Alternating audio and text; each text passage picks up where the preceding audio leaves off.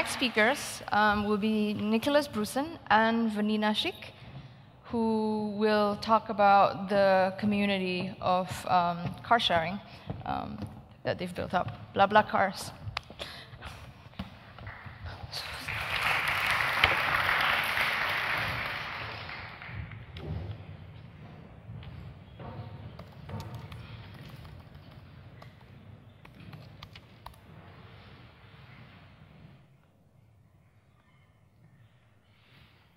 Okay, here we are. So can you hear me all right?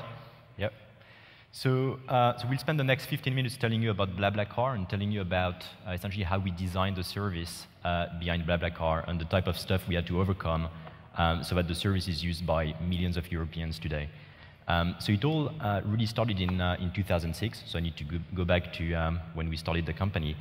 And back then, we wanted to create a new transport network. Which sounds a bit crazy when you say it this way, but we wanted to do that based on empty seats in cars. And if you think of the way we travel today, and I think it's been pretty well explained earlier, the way we travel between cities would be either we take the train, lots of people do that. If the cities are pretty far apart, we tend to fly between cities. In some countries, we take a long-distance bus, or if we have a car, we just drive between those two cities. But in a way, one thing we neglected over the past many years, actually, is that the biggest passenger inventory we have is actually not in trains, not in planes, not in buses. It's actually in cars. It's actually all these empty seats in cars traveling between cities. So, and I looked at that actually when we started the company back in 2006. I looked at that for France, and I looked at the number of 200-kilometer journeys per year by car. So the number of car journeys per year in France, over 200 kilometers. And in France, it's about 500 million. So it's 500 million car journeys, where on average, you have two plus empty seats per car. So it's actually like 1 billion seats traveling across the country between cities just in France, right? So if you think of that for Europe, it's like several billions, actually, of empty seats. And that's like 5 or 10 times bigger than the capacity offered by the rail company, for example. So that's by far actually the biggest seat capacity we have to exploit. And if we could just unlock even a small portion of that, actually, in a way, we would not only build a massive transport network, we would also build a very low-cost and very efficient transport network, because those seats are there. I mean, they're doing those trips anyway, and they can just be used. So in terms of like design challenge, that's where we started, right? It started by, OK, now we need to build an online product, a marketplace, to connect those drivers with passengers looking for a ride, for passengers going the same way. So here being in Germany, interesting, it's kind of an interesting country because the concept was pretty well known. So I don't know how many Germans we have in the room, but every time I go to Germany, people say, yeah, we know that. It's called Mietfahrzentrale. It's been going on for like 30 years, and it moved from offline to online. But interestingly, if you think of the rest of the world, it was unknown. I mean, the whole concept was a bit weird. So we started that in France. We moved to Spain. We later moved to the UK. And every time, people were very skeptical. And essentially, they were skeptical for several reasons. I mean, the first one is that, they thought we were building that, essentially. So they thought of hitchhiking, and the whole notion of hitchhiking was it's going to be weird people. You're going to get weird people in your car. So when you start designing your product, you have to think of that, right? Like, how do you overcome weird people? The other problem we had was we wanted to build a marketplace. So essentially, for a marketplace to work, you need people willing to transact. So you need like passengers contributing to the ride and pay the drivers. And again, I mean, if you talk to most people in most countries, they would think of hitchhiking, and hitchhiking was, there was this notion of the passenger not paying, or some kind of negotiation in the car about how much he's going to pay.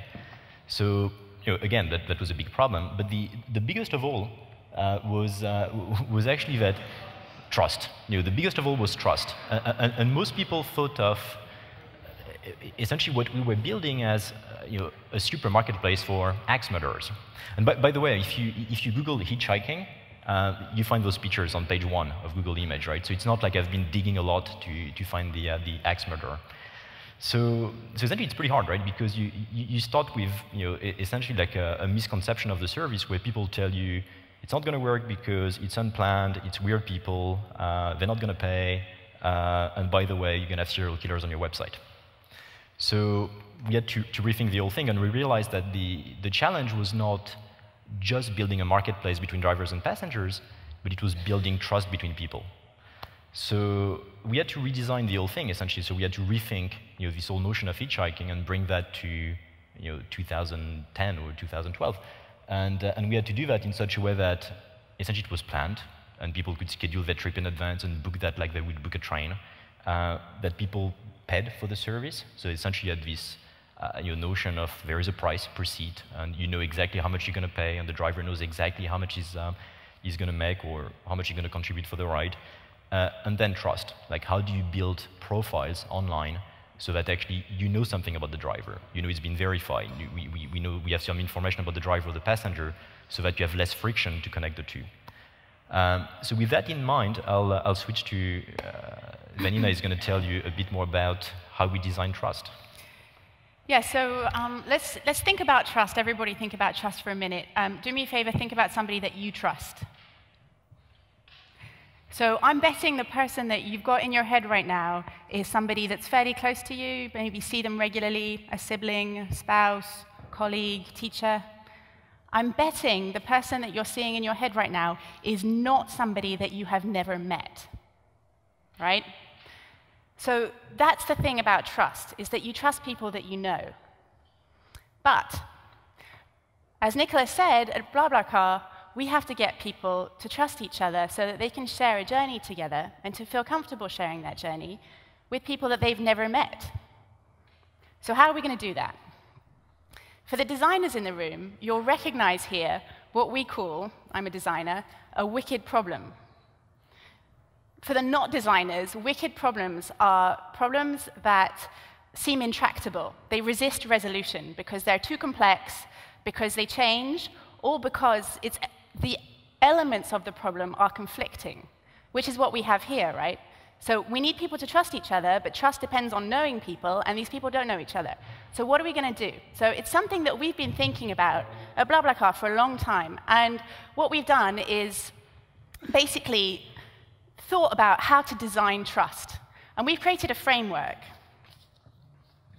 And the idea of collaborative consumption was introduced earlier by our moderator.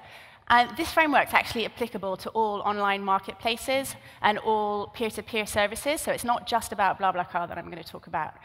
It's about how to create trust in an online community between people that don't know each other so that they can exchange value, right?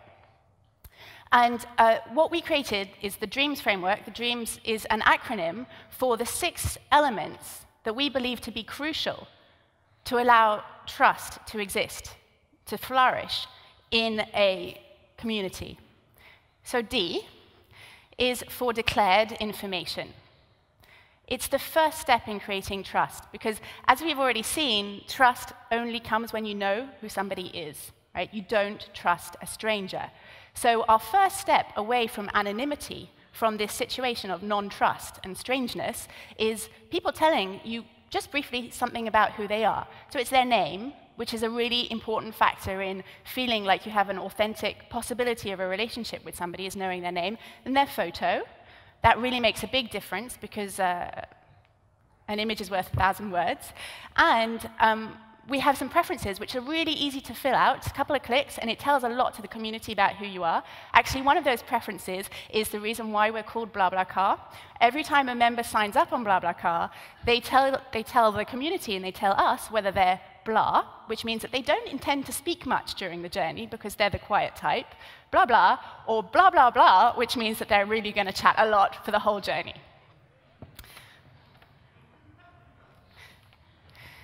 The second element that we know is essential to create the conditions of trust are ratings. So what's interesting about the ratings on BlaBlaCar is they're not like any other ratings that you'll find on the internet, because when people travel together, they've met each other, and then they rate each other, which is very different to rating a book on Amazon, right? Because they're actually messages that people leave each other about their journey after their journey in real life. And if you read the ratings on BlaBlaCar, it's amazing. A lot of them are actually direct messages to the driver or the passenger, like, "Thank you so much for dropping me off at my door, Jeremy. We had a great trip. I recommend him."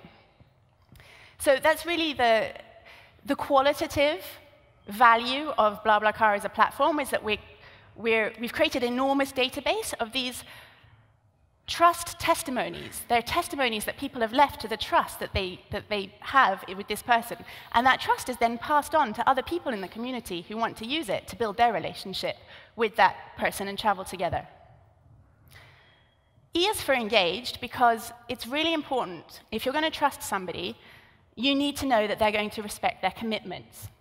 So just to get it really simple, you need to know that they're committed. And the way that we do that is by asking them to make a financial commitment. And that's why, over a year ago, we created an online booking service for car sharing, which echoes what Nicolas was saying. It's like a massive step at taking things away from hitchhiking and towards a completely different kind of service, which is a lot like a train service, because you book your ticket much like you would on a train or a plane. And both parties in the transaction are completely committed to fulfilling their engagement. It creates a lot of reliability in our platform. Actually, after we introduced the booking service, cancellations in less than 24 hours before departure went from something like 30% to less than 5%, which is really very, very low. A is for activity. And the interesting thing about trust is that it's not necessarily transferable across activities. So if you think about maybe you trust your sister because she's going to make an awesome salad, you're not necessarily going to trust her to install your WordPress. Or you're not going to trust the person who does your ironing to drive you because maybe that person doesn't know how to drive. So BlaBlaCar is it's sectorial, it's a purpose-based social network, and people are on there to share their travel activities with each other, not any other kind of activities. So that's why it's important for these communities to be activity-based. And also what we do is provide the service of tracking people's activity on the platform, because that reassures people as to how their relationship with the other person is progressing. So they'll know that that person has read the message that they sent or was logged in less than an hour ago, for example. M stands for moderation.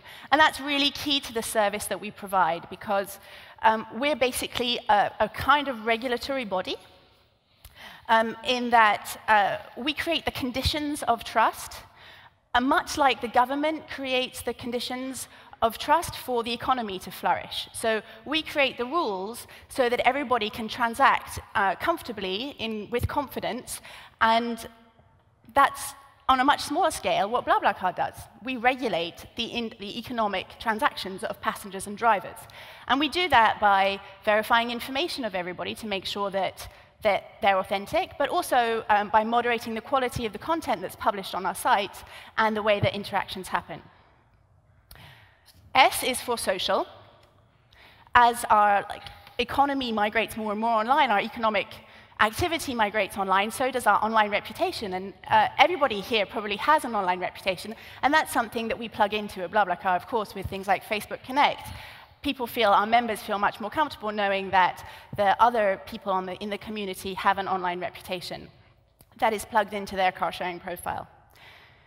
So we did some research about trust in our community, and we started off by talking to people about who they trust and to what degree. On a scale of 1 to 5, which is I don't trust you, to 5, which is I trust you a lot, unsurprisingly, strangers are trusted at a level of 2.2. Neighbors, 3.5, Facebook contacts slightly more, colleagues, not that much more, friends and family, very close to 5. So people trust friends and family almost completely. And what's amazing is that the people that we asked were all BlaBlaCar members, and we also asked them how much they trusted somebody else in the BlaBlaCar community with a full profile, what we call a dreams profile. And the result was that they trusted other BlaBlaCar members at a level of 4.2, which is more than their colleagues, almost as much as their friends and family. So what you see here is that by putting in place these 6 levels, by basically designing these 6 conditions, we've designed the conditions of trust and enabled trust to flourish in a community of people who actually don't know each other, but who have everything they need now to trust each other. Thanks. So to be fair, I mean, it's not something we knew actually when we started, right? So that's something we discovered by iterations and iterations in the product, right? So it's not like we started by thinking, we have 6 things to do, let's go do it, it's going to work. So it was like, hundreds of iterations to get there. And iterations tend to get faster, right? Because the community was growing. So today we have millions of people using it. So when we want to test something, actually we get results within hours or days, actually. So we know very quickly what works and what doesn't work. So we applied essentially this, over time, without really knowing it, actually, we applied the framework to BlaBlaCar. And today it has become, and it's still very much growing, but it's a European phenomenon in a way, because you can use BlaBlaCar in all these countries. And we counted, and I think it's a few months ago actually, we counted the number of kilometers that have been shared in the community by people. And we clocked something like 3.2 billion kilometers shared on the road by members of the community.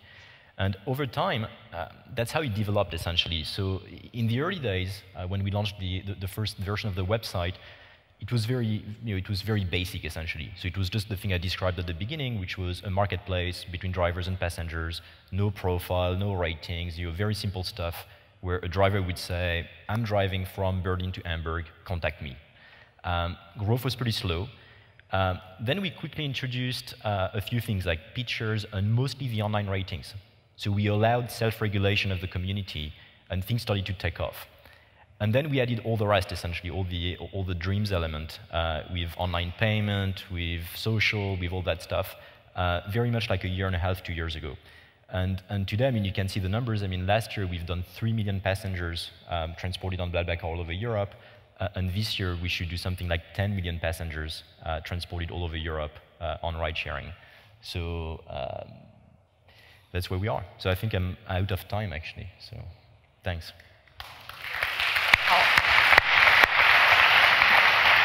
Questions? Good time. So, is there a chance to make some focused connection to people? So let's say like blind dates, that you say, I'm looking for someone, have the chance to talk to someone 2 or 3 hours. And the other thing is to offer business contacts. That when I'm traveling to Hamburg and I say, okay, I want to travel with someone from the media business, that maybe there's getting a business relationship. Yeah, and that's something you can do through, like, if you think of the framework we talked about, that really fits into social in a way. So initially, when you start your marketplace, you have a strong need for liquidity. So you need people, any people, right? And then when you get to where we are today, it gets easier to say, actually, I'd like a driver who's a male or a female, who's a musician, who likes Jimi Hendrix or whatever. So essentially, as we grow, we can get into what you described, which is like affinity-based matching, essentially. Now, could it be dating or business or whatever? Yeah, it happens all the time. I mean, today we had like several couples that formed into BlaBlaCar, business partners, music bands, whatever. Or traveling with an old-timer car, offering with a... Sorry? With an old car, you offer special trips with a 50-year-old car as a special. Yeah, no, exactly. So it could be that too, yeah.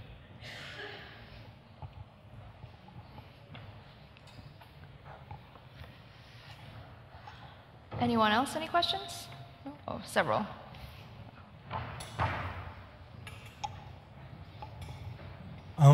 Very interesting keynote. I'm interested in the brand. How do you pick the name BlaBlaCar? I mean, it's like it sounds a little bit generic, and the question for me is like, is it positive for you that this brand is like it's kind of polarizing in the name, or which values have people if they listen to the name BlaBlaCar? So I can't hear you very well, but I think the question that you asked is basically, what were we thinking when we called it BlaBlaCar? Yeah. Yeah, we get that question a lot. So basically, it was about how did you pick the brand BlaBlaCar? Yeah. Well, like I said before, when members join, they tell us whether they're blah, blah, blah, or blah, blah, blah, right? And the reason, I suppose, we called it BlaBlaCar, and the reason we have that feature is because that's something that people need to know when they decide to car share, is that they're going to be able to choose whether they want to interact and the level of their interaction, but the social is a given in a way. And it's also our USP, right? So when you choose to car share as opposed to take a train, you're going to save money, you're going to make road travel more efficient, but you're also choosing a social form of transport. So BlaBlaCar is a way of I suppose, positioning ourselves. That's because it's our differentiator. And is it possible that before the people become your customers, what do they think about the brand? When they encounter the first time the BlaBlaCar? Because in German it's quite generic and it has this slightly negative connotation to say blah blah. Actually, it's super memorable. Yeah, it's super memorable. Okay. The thing you describe about blah blah is true in I think in every language. So we get that all the time, but blah blah is a bit negative. So essentially it's a funky name. And what we found is that essentially we grow out of word of mouth. Right? So we grow because people remember the name of the service, the name of the brand, and they talk about it, like we're talking about it now, essentially.